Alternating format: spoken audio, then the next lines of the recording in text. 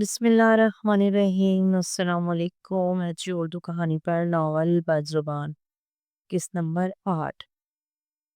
पंडित ने फूंक मारकर तो चुड़ैलों को हाजिर कर लिया और इन्हें बोला कि सुनो चंपा शीला, आज से नसरीन की देखभाल तुम दोनों की जिम्मेदारी है। इससे किसी चीज की कमी ना हो और इसके अमल को लोगों तक मशहूर करो। समझी?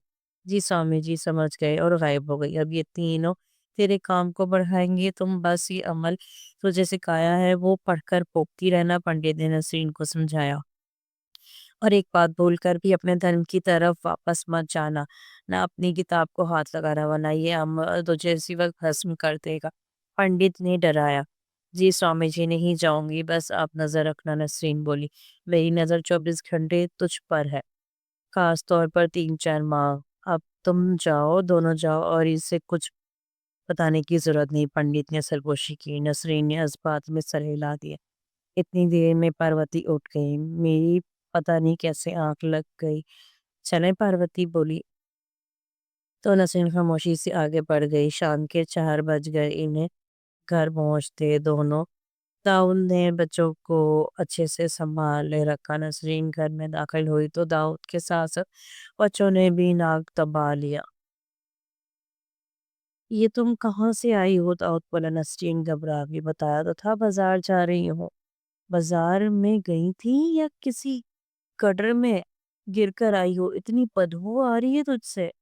नसरीन ने खुद को सूंघा मगर इसे कुछ महसूस नहीं हुआ। लगता है तुम्हारे दिमाग में रच बस गई है। तभी नहीं आ रही। जाओ नहाओ, कपड़े बदलो, दाऊद ने कहा। नसरीन उठी और नहाने चली गई। वो नहाती जा रही थी और इसके दिमाग में एक एक चीज घूम रही थी जो वो करके आई थी। नहाकर इसने सफेद रंग का सूट पहन लिया जो बिल्कुल सफेद, कोई ताव दबा नहीं था कपड़ों पे। बाल खुश करके चादर भी सफेद ही लपेट ली। इसकी गंदमी रंगत इन सफेद कपड़ों में बहुत खूबसूरत लग रही थी। वो बच्चों के पास बैठकर बातें करने लगी। दरवाजे पर दस्तक हुई तो दाऊद ने दरवाजा खोला। 3 औरतें एक साथ एक बच्ची लिए खड़ी थी। नसरीन बीबी का घर यही है? एक ने पूछा। जी हाँ, यही है, दाऊद हैरत से बोला। हमें इनसे मिलना है, औरत ने अदब से कहा। जी आए। दाऊद इन्हें अंदर ले आया। एक औरत भागकर नसरीन के पैरों में गिर गई। वाह बीबी साहिबा, आपने कमाल कर दिया। मेरी बच्ची के सर पर हाथ क्या रखा, मेरी बच्ची भली चंगी हो गई। वो रोते हुए कहने लगी। दाऊद के साथ साथ नसरीन और बच्चे भी हैरान रह गए। मैं मैंने नसरीन मिनमनाई। आज आप बाजार गई थी ना? औरतों ने कहा। हाँ, नसरीन ने दाऊद की तरफ देखते हुए कहा। तो हम भी वहां थे। ये मेरी बच्ची 4 साल से चल फिर नहीं सकती थी, व्हील चेयर पर थी। हम आपके पास से गुजरे तो आपने इसके सर पर हाथ फेरा, जिस्म और टांग पर हाथ रखा था ना? इस औरत ने नसरीन की आंखों में देखते हुए तस्दीक चाही। नसरीन ने बेयकीनी से इनकी तरफ देखा तो इसने आंखें दबाई। नसरीन समझ गई। नसरीन समझ गई कि ये वही बदरुएं हैं। हाँ हाँ, वो तो मैं मोहब्बत से यूं ही फेरा था। नसरीन कहने लगी। बीबी साहिबा, आपने तो यूं ही फेरा, मेरी बच्ची की जिंदगी बदल गई। हमने कोई डॉक्टर, कोई हकीम, दवा दारू नहीं छोड़ी मगर बच्ची ठीक नहीं हुई। मगर आपने हाथ के रखा, मेरी बच्ची चलने लगी। वो औरत बारी सदके जा रही थी, नसरीन के हाथ झूम रही थी। इसने 2 नोटों की गड्डियां निकाली और नसरीन के पैरों में रख दी। बीबी साहिबा आंख बोल कर मना मत कीजिएगा, आपको आपके बच्चों की कसम। नसरीन ने दाऊद की तरफ देखा जो हाथ बांधे ये सब सुन रहा था। नसरीन ने पैसे उठा लिए और इनका शुक्रिया अदा किया। वो दूसरी औरत भी नसरीन के पास बैठ गई और जबरदस्ती दम करवाने लगी। नसरीन बेयकीनी की कैफियत में हाथ इनके सर पर रख कर दम करने लगी। कुछ देर बाद वो औरतें चली गई और जैसे जैसे दूसरी घी कर डी नोटों की एक दे गई। एक दिन में नसीम के पास ना ईमान रहा, ना इज्जत, ना ही शौहर, और आखिरत का तो इसे पता ही नहीं था। और अब नोटों की ये गड्डियां शुरुआत थी इसकी अमीरी की। इन औरतों ने वही कहानी बस अड्डे पे, रेलवे स्टेशन पे और यहाँ जहाँ जहाँ लोगों का हजूम देखती सुनाती। جو سنتا وہی اپنی پریشانی دیکھ کر وہاں جانے کی کوشش کرنے لگا۔ پہلے پہل تو 5-10 لوگ آتے، نسرین دم کرتی اور وہ ان کے پاس ہوتا دے کر چلے جاتے۔ دوسری طرف نسرین پاروتی کے گھر مزید علم سیکھنے لگی۔ پنڈت کو نسرین کی نظر رکھنی تھی، ساتھ بچی کی دیکھ بھال کرنی تھی، اسی لیے وہ پاروتی کے گھر آ گیا تھا اور وہاں ہی نسرین کو کالے علم جادو ٹونے سکھانے لگا۔ پاروتی کے گھر میں پنڈت اور پاروتی سارا دن سانپ کی طرح ایک دوسرے سے لپٹے رہتے۔ جب پنڈت اپنی ہوس پوری کر کر کے تھک جاتا تو اسی ناپاکی کی حالت میں ہی نسرین کو تنتر منتر سکھاتا۔ بس یوں سمجھ لو کہ نسرین پنڈت کی رکھیل بن چکی تھی۔ نسرین دن بہ دن ہر علم سے میں ماسٹر ہوتی جا رہی تھی اور پنڈت کو اپنا سب کچھ مانتی جا رہی تھی۔ داؤد اپنے بچوں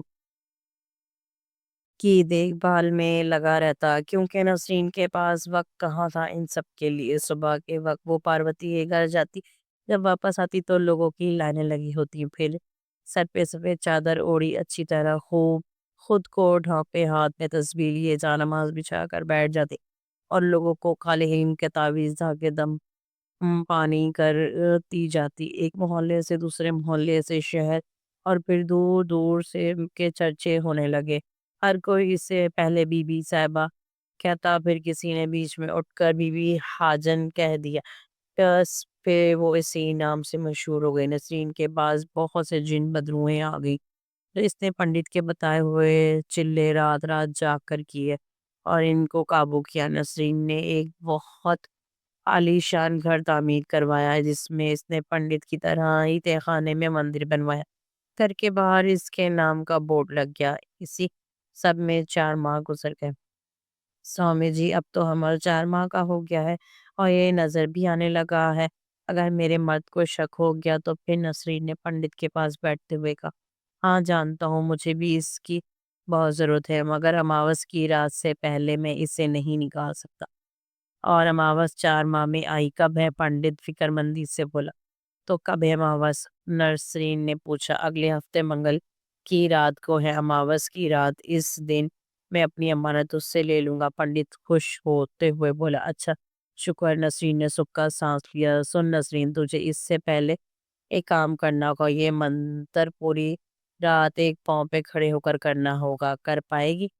پنڈت نے کاغذ پر منتر لکھ کر دیتا ہوئے کہا، آج تک ایسا کون سا کام ہے جو آپ نے کہا اور میں نے نہیں کیا؟ نسرین قریب ہوتے ہوئے بولی، ہاں ہاں ہاں، کیا تو آج دولت سے کھیل رہی ہے؟ پہلے تو لوگوں کے گھروں میں کام کرتی تھی، آج 2 عورتیں تیرے گھر میں کام کرتی ہیں۔ پنڈت ہنسا، جی سوامی جی یہ تو سچ ہے۔ اچھا میں چلتی ہوں، لوگوں کا رش لگا ہوگا اور بچے بھی تنگ کرتے ہوں گے باپ کو۔ نسرین نے اٹھتے ہوئے کہا، ٹھیک ہے، مگر آج رات ہی وہ منتر کرنا ہے۔ ٹھیک ہے پنڈت جی۔ پنڈت نے کہا، جی۔ داؤد کو نسرین پہ پہلے دن سے ہی شک ہو گیا تھا کیونکہ اسے وہ بدبو نہیں بھولی تھی۔ پھر اس کے بعد نسرین اس سے کھینچی کھینچی رہنے لگی اور پھر اچانک پینی بن جانا، دولت کی ریل پیل، اس کے باوجود اس کا کام کرنے جانا، اس گھر میں رہتے ہوئے ہفتہ ہفتہ اب بات نہیں ہو رہی تھی۔ داؤد اس گھر میں صرف اپنے بچوں کی وجہ سے تھا کیونکہ اب بچے مکمل داؤد کی ذمہ داری بن گئے تھے۔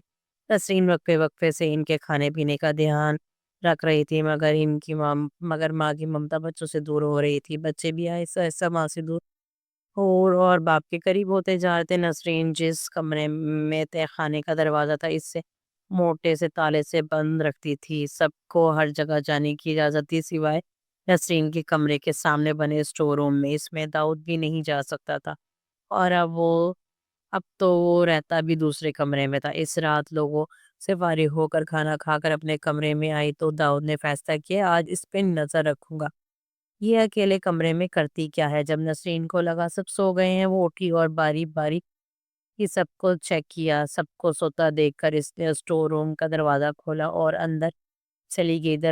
داؤد بھی دبے پاؤں اس کے پیچھے چلا گیا۔ اس نے دیکھا نسرین الماری کو دھکا دیا اور وہ پیچھے چلی گئی اور وہاں ایک دروازہ بن گیا جہاں سے سیڑھیاں نیچے ایک ہو جا رہی تھی۔ نسرین آہستہ آہستہ قدم اٹھاتی نیچے اتر گئی۔ داؤد بھی اس کے پیچھے تہہ خانے میں آ گیا۔ نیچے آیا تو جو منظر اس کے سامنے تھا دیکھ کر وہیں جم گیا۔ داؤد کی آنکھیں پھٹی کی پھٹی رہ گئی۔ نیچے کمرے میں جگہ جگہ مورتیاں رکھی ہوئی تھی اور دیواروں پر مورتیوں کی تصاویر لگی ہوئی تھی۔ ایک بہت بڑی مورتی جس کی زبان باہر کو لٹک رہی تھی رکھی ہوئی تھی۔ وہ نسرین جو اس کی بیوی تھی اور لوگوں کی بیوی صاحبہ اور بی بی حاجن کی برہنہ ہو کر اس مورتی کی پوچھا کر رہی تھی۔ نسرین الف ننگی ہاتھ میں پلیٹ پکڑے ایک پاؤں پہ کھڑی کچھ پڑھ رہی تھی۔ داؤد کے تو ہوش اڑ گئے یہ سب کچھ دیکھ کر۔ دوسرے ہی پل غصے سے اس کی نظر سے پٹنے لگی۔ وہ پیر پٹکتا ہوا اوپر جانے لگا جیسے سب سے اوپر والی سیڑھی پر پہنچا۔ نسرین کی بدروحوں نے ڈرا کر دھکا دے دیا۔ داؤد پہلی سیڑھی سے لڑکتا ہوا نیچے نسرین کے پاؤں میں آ کر گرا۔ نسرین اس کی حالت میں کچھ پڑتی رہی اور اسے دیکھ کر مکروہ ہنسی رہی۔ داؤد کی ٹانگیں بری طرح ٹوٹ چکی تھی اور وہ درد سے بلک رہا تھا، مگر نسرین اپنے عمل میں مصروف رہی۔ فجر کی اذان کے وقت اس کے پیر رکے اور وہ اس دائرے سے باہر نکلی، کپڑے پہنے اور داؤد کے پاس بیٹھ گئی۔ دور رہو مجھ سے بغیرت عورت، داؤد تکلیف میں چلایا۔ ہا مجھے بھی تیرے پاس آنے کا شوق نہیں، تو ہی میرے پیچھے آیا تھا، نسرین ہنستے ہوئے کہنے لگی۔ میں صبح ہی سب کو تیرا یہ مکروہ چہرہ دکھا دوں گا، سب کو بتا دوں گا کہ تیری اصلیت کیا ہے، داؤد کرناتے ہوئے کہنے لگا۔ تو ایسا کچھ نہیں کرے گا اور نہ ہی تجھے اس کے قابل چھوڑوں گی، نسرین طنزیہ انداز میں کہنے لگی۔ تو میرا کچھ نہیں بگاڑ سکتی، ہندو عورت میں مسلمان ہوں۔ داؤد ہا مسلمان؟ صرف نام کا مسلمان ہے؟ تو کبھی مسلمان ہونے کا فرض بھی ادا کیا ہے؟ کبھی اللہ کے آگے سر جھکایا ہے؟ کلمے کے علاوہ کیا پڑھتا ہے تو مسلمان ہے؟ نسرین نے اسے بالوں سے پکڑ کر کہا۔ داؤد خاموش ہو گیا۔ بس ایسے ہی خاموش رہے گا تو زندہ رہے گا، ورنہ تجھے ختم کرنا میرے دائیں ہاتھ خیر۔ نسرین گردن پر ہاتھ رکھتے ہوئے کہا۔ اس سے تو اچھا ہے تو مجھے مار دے، تیری شکل تو نہیں دیکھنی پڑے گی روز روز، داؤد نے کہا۔ اب تجھے زندہ رکھنا پڑے گا کیونکہ اب تو روز ہی شکل دیکھے گا، بس آج کے بعد نہ چل پائے گا نہ بول پائے گا، نسرین نے نفرت سے کہا اور وہی مورتی کے سامنے پڑے خنجر سے اس کی زبان کاٹ دی۔ داؤد بلکتا تڑپتا رہا مگر اس پر بالکل رحم نہیں آیا۔ اپنے جنات کی مدد سے اسے تہہ خانے سے باہر لائی اور چھت کی سیڑھیوں سے دوبارہ گرا دیا۔ داؤد سیڑھی سے گرتا ہوا آیا تو آواز سے نوکر اور بچے بھی اٹھ گئے۔ یہ دیکھ کر نسرین بھی وین کرنے لگی۔ دکھاوے کے لیے ڈاکٹر بلوا کر گھر پہ ہی پلاسٹر چڑھایا دیا، دادو چل بسی اور نہ مر سکتا تھا۔